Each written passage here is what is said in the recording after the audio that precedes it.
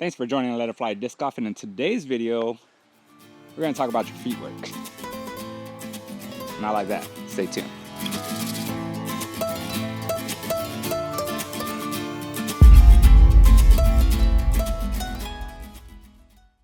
So first of all, I want to say thank you to everyone who has been subscribing. We are on our way to 1,000 subscribers, which is awesome. So I really do appreciate everybody that has already clicked the like button, subscribed, and been continuing to watch my content.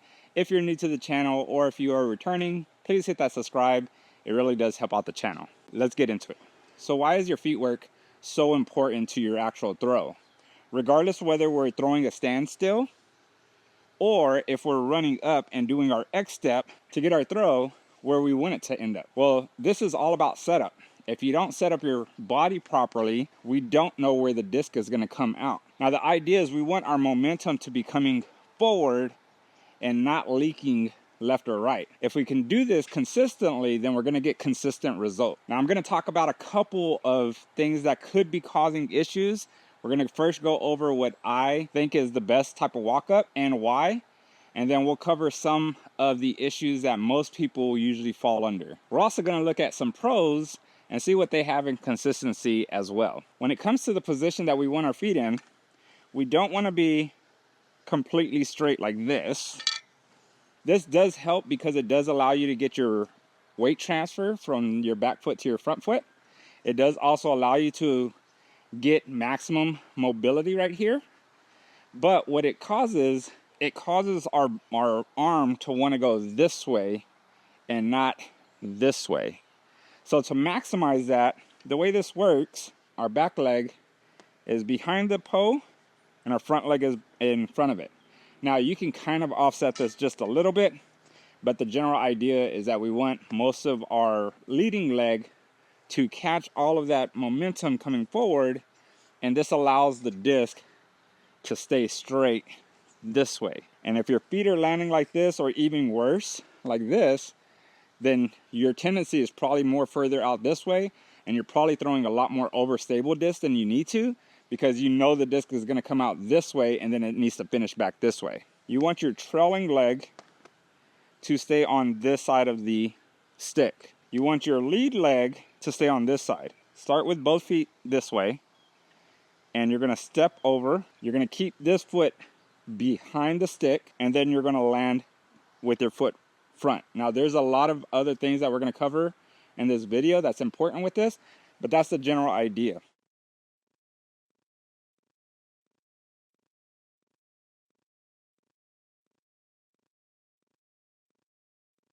We do not want our feet to be here, up here, and then back here, or up here and then way out here.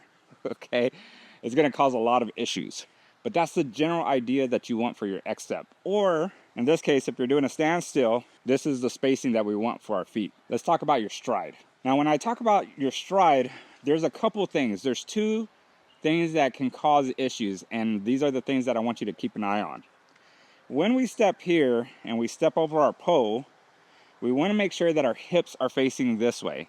That's the reason why you hear some people go, face your target. Other people go, don't face your target. But this is right and wrong, but it depends on when you're doing this. If you take this step before your actual X step, which in this case, this is your X step, not the actual step itself, but this right here is your X step. So when you step, I'm looking at my target. Why? Because this is going to allow me to carry my momentum this way. If I turn this way, then I could drift that way or this way, but looking over that and keeping my body over my legs. One thing, am I over my leg, over my front feet? Yes. This is not a good position. You want to bend down, stick your butt out. Now you're in a good athletic position. So when we step for this one's okay. Some people, it doesn't matter if you're taking a big step. I would say minimize your steps to a little bit of past your shoulders. You can see this foot right here is pointed towards the camera. I don't want to be like this because it can, one, put a lot of strain on your hips. Two, it could turn you around too early. You could go here, turned around too early. I can't even see the target. Be careful not to have it open either this way. Point it this way is good. When we go to do our X step, same thing here. We don't want to get this foot turned back, because what will happen is if you step open, now you're in this horse stance. There's no way, I mean, technically, if you try to close off, you're going to be like this. There's no coil at this point. As you can see, I'm trying to keep my foot, one, close to this other foot, but on the other side.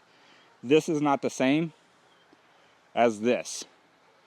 The other thing is you want to be careful with this back foot. And I have this tendency still, and I have to keep an eye on it from time to time, but you don't want to extend this foot too far this way. Because as you can see, I'm trying to keep my hips this way, but there's no way possible for me to do that because I'm not that flexible.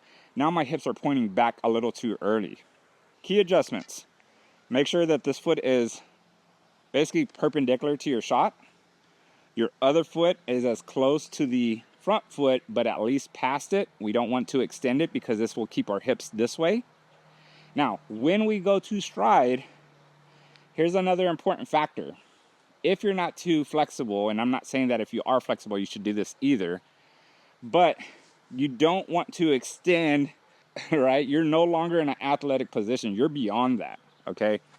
We want to be almost a little bit shoulder length apart, get in that athletic position, and now this front foot needs to be at least closed. And when they talk about closed and open, this is open, this is closed. When we're in this position, you can even go a little bit further close. This is really good because at this point, this is going to allow you to get really deep into your coil. Not only that, but it's going to guarantee that your foot's going to be closed. If you don't know if you're closing your foot or not, record yourself. I have a video out there. I'll link it to here right now, so that this way you can go watch how to record yourself out in the field. The other thing is you want to be on the ball of your feet, which is this, basically pulling your heels up. Now you don't want to be completely upright, right? And it's okay to have your heels close to the ground, but you don't want to be completely on your heels. You want to be on the ball of your feet. If you haven't checked out Anthem Films Disc Golf YouTube content, definitely go check them out. They have a lot of pros on here, and they're recording the pros at 1,000 frames per second. So what this allows us to do is it allows us to get a lot more detail without having blurry film. This is really cool because then we can see like how the disc releases out of Paul's hand. I believe they have like Ricky Wysocki, Anthony Barella. They have a couple other pros on there as well, so definitely go check them out. So what we're going to do is we're just going to look at Paul's footwork and see how he lines himself up. What I want you to do also is pay attention to his hips as well. If you need to rewind this and play it again, keep an eye on his hips. You will see that he is not turning his hips that far back, especially whenever he gets past his X step. So let's just keep an eye on that. All right, so as he takes his setup step, he's going to align himself where he's throwing. And this foot right here is going to point straight towards the camera. Now, the other important thing is look at his X step and his hips. His X step isn't going that far past his foot, but his hips are still staying sideways. As he starts to stride, he's going to land on the big toe, and his hips turn naturally, and then allows him to throw with good lined up mechanics. Isaac Robinson, he doesn't even put his heels on the ground. He stays on the ball of his feet the entire time. The only thing is you just want to make sure that you're not on your heels. Okay? It doesn't get you in that athletic position, and we want to be smooth with our walk-up. When you come to go to throw and you're in that position, you're ready, your foot's planted, and you're ready to spin. So we don't want to really spin off of the ball of our feet. We can either spin off our foot being flat. Okay, so a lot of pros do this. Most people are going to pivot off their heel. Now, this is not something that you should think about doing, but what my brother likes to do is he likes to think of lifting his toes a little bit. Not to the point where he's like this, but just think about like flexing your toes up, and that is going to put you in the position so that this way it automatically spins on your heel. Even when you're going for an anhyzer, right, you're tilted back, you're throwing this way. So there's like almost no way that you can spin off the ball of your foot. if you're in like a complete hyzer, right, this is where the part where I might spin flat and not so much on my heel itself. Something to think about. So remember, a couple key points. Make sure that this front foot is on this side and your back foot's on the back side or on the other side of the pole. We don't want to get them up here. Now, once you get these steps, boom, keep the back foot a little close to the front foot. We're still seeing our target. At this point, this is whenever I can start loading and coiling. Now, I'm going to still try to keep my hips pointed this way, but because of the fact that I'm closing my foot and turning it a little bit back, it's going to put me in a good position. We don't want to be like this, because if you don't have good hips to rotate or to pivot off this hill anymore, it's going to make it super hard to do. So for me, whenever I come here and I'm about to like throw and I'm about to start coiling, I've already had a tendency of turning too much. So now I'm trying to overcompensate it by keeping it forward this way and letting my body coil and turning my hips, not me turning my hips. Okay, I can't coil and keep my hips back. They have to coil with it. But I think it's like a more natural way of coiling against your hips. The other important thing about this X step here is you hear people, you want to be balanced here, right?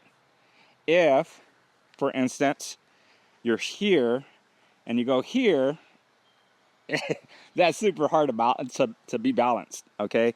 But if I'm here and here, okay, now I'm balanced even to this point, still balanced, and then I can feel myself falling forward.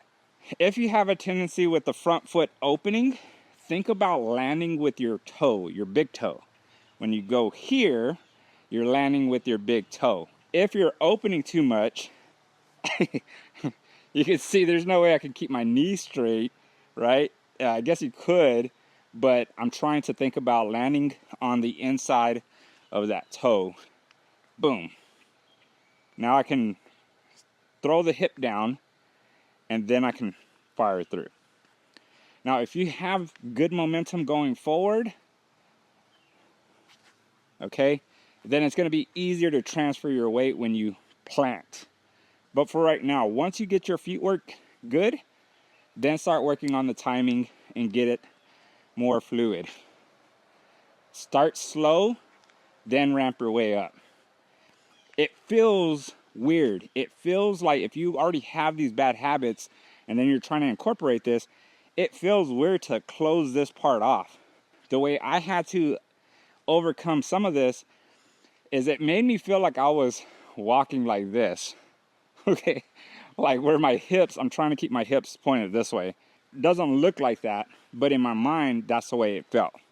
In order to stay like this, now I've gotten comfortable to the point where it feels like I'm moving sideways and I don't have to think about keep my hips this way, keep it this way, so that this way I wasn't walking up backwards. I will tell you, because a lot of people don't talk about this, they tell you about your feet work and then they're like, okay, go out and do it. When you practice this, and if you do it right, you're probably still gonna miss your line until you do it enough correctly till you start adjusting your upper body. So that's going to be it for this video. I really do appreciate everybody who's been watching my content, liking and subscribing and leaving comments. We are really close to 1,000 subscribers, or we've already exceeded. If we haven't, take a look, subscribe, and keep coming back for more content. Other than that, keep up the good work, get out in the field, let it fly. Peace.